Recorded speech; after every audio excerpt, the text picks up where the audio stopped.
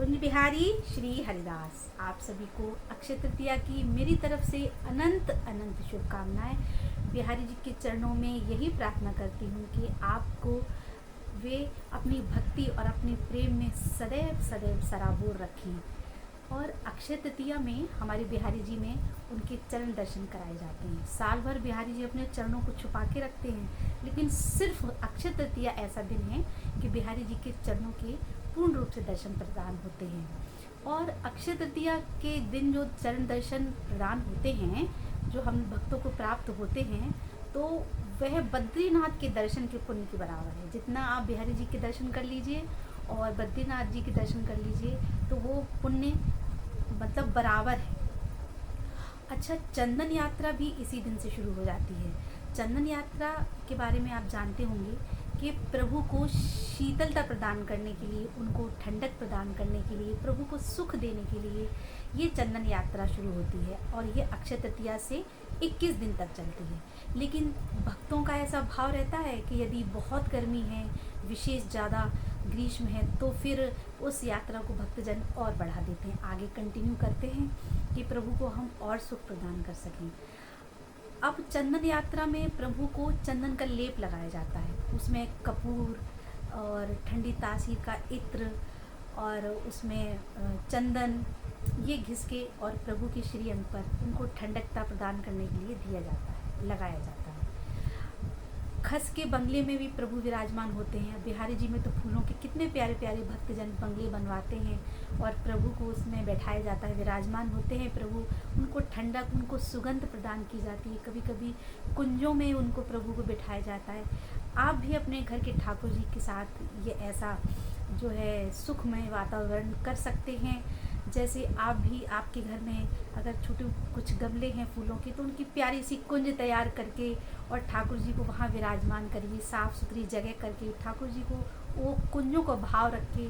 प्रभु तो देखिए भाव के भूखे होते हैं। यदि आपका भाव सच्चा है तो वो आपके छोटी कुंजों में भी उनको बड़ा ही सुख मिलेगा। और प्रभु को जो स्नान कराया जाता है ना, तो वो भी अब ठंडा जल से स्नान कराएंगे अक्षय तृतीया वाले दिन से। उनके जल को रात में भर के रख दीजिए और सुबह फिर उनको उस ठंडक वाली ठंडे तासीर के जल से, जो ताकि प्रभु जब स्नान करें तो प्रभु को बहुत आनंद आ जाए, ऐसा भाव भक्त लोग रखते हैं। और भगवान की जो सेवा है वो देखिए पूर्णतः बदल जाती, क्योंकि गर्मी बहुत तेज़, तो हमें उसी प्रकार से प्रभु की सेवा करनी है। अब जैसे प्रभु को हम हल्के वस्त्र धारण कराएं, कॉटन के वस्त्र हों ना, और हल्के से हल्के, पतले से पतले प्रभु को वस्त्र पहनाइए। उनको बहुत ज़्यादा विशेष हार श्रृंगार मत पहनाइए, हल्का श्रृंगार करिए उनका, और फूलों का श्रृंगार करिए हो सके तो।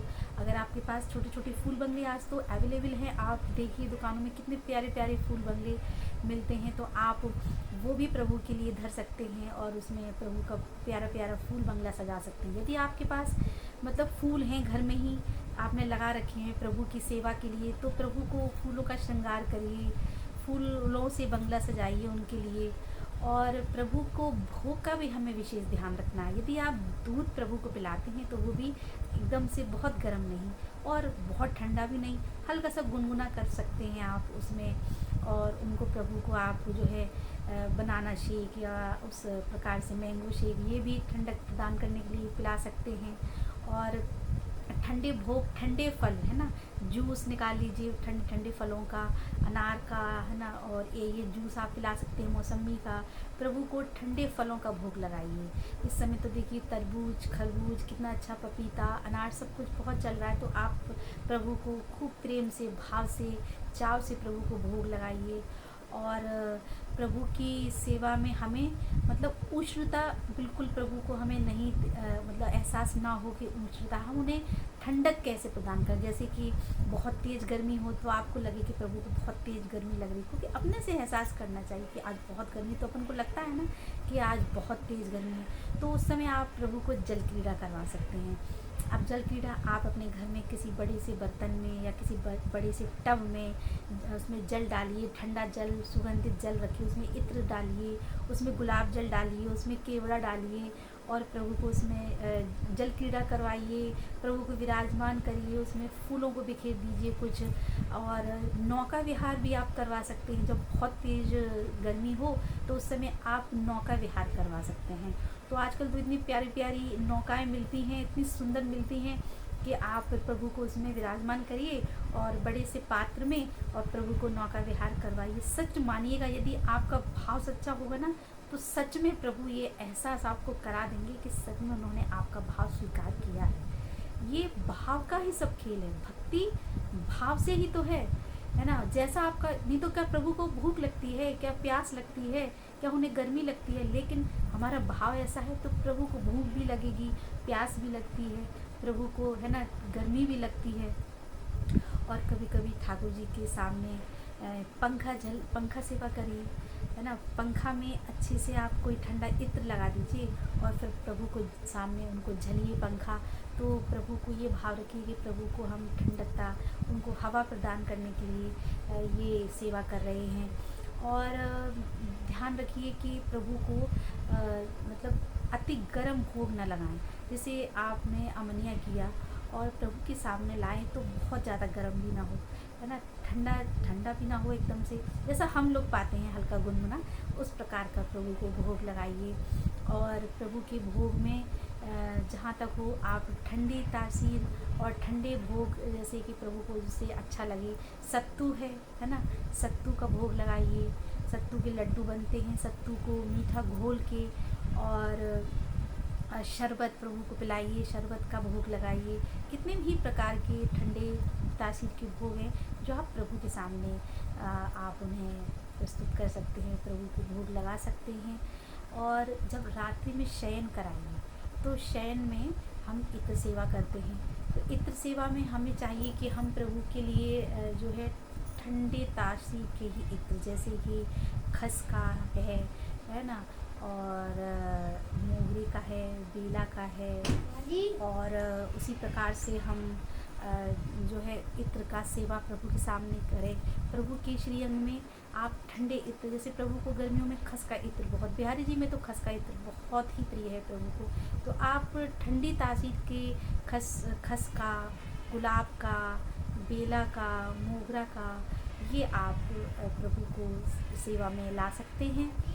और उसके बाद आप जब प्रभु को शयन कराइए तो शयन में प्रभु की फूलों से सेज, जैसे कि गुलाब की कुछ पत्तियां ले लीजिए, कुछ बेला चमेली की जो भी हो आपके पास में, उसमें जो मतलब हार्ड पार्ट होता है उसको निकाल दीजिए और पत्तियां प्रभु की सेज में बिछाइए और प्रभु को बड़े ही प्रेम से, बड़े ही आनंदपूर्वक उनके चरण चापते हुए प्रभु को शयन कराइए। और प्रभु के सामने ये जलझारी रखना मत भूलिए, तो जलझारी अवश्य रखिए, बंटा प्रसाद अवश्य रखिए, ताकि भाव में प्रभु को यदि भूख लगे, प्यास लगे तो प्रभु से निवेदन करिए, प्रभु ये जल रखा है और ये आपके लिए प्रसाद रखा है, अगर आपको रात्रि में भूख लगे तो आप भोग प्रेम से भोग लगा लीजिएगा। तो इन सब चीज़ों का हमें ध्यान रखना है, क्योंकि अब ग्रीष्म ऋतु बहुत ही प्रचंड अवस्था पे है और बहुत तेज़ गर्मी है, तो प्रभु को हमें ध्यान रखना है, उनकी सेवा हमें किस प्रकार करनी है। आप चाहे जो भी कुछ मानते हो प्रभु को, अपना सखा मानते हो, अपना पुत्र मानते हो, अपना आपके या कांता भाव रखते हो या कोई भी भाव हो, लेकिन अपनी सेवा प्रभु को बिल्कुल भी लापरवाही मत करिए सेवा में। वो चैतन्य है, वो प्रभु हैं तो हैं ही, लेकिन हमारा जो उनसे संबंध है, हमें उस संबंध से उनकी सेवा ज़रूर करनी है। और खूब प्रेम भाव से प्रभु का स्मरण करिए, सुमिरन करिए, क्योंकि कलयुग में तो सिर्फ नाम ही है, कलयुग केवल नाम अधारा, सुमिर सुमिर नर उतरहि पारा। तो कलयुग में नाम में जितनी शक्ति है, जितनी और किसी भी चीज़ में नहीं है। तो नाम प्रभु का हर पल, हर श्वास पर ध्यान रखिए कि प्रभु का नाम न बिसर पाए, प्रभु का नाम जपिए, जितना हो सके प्रभु का नाम लीजिए और प्रभु की खूब प्रेम से सेवा कीजिए।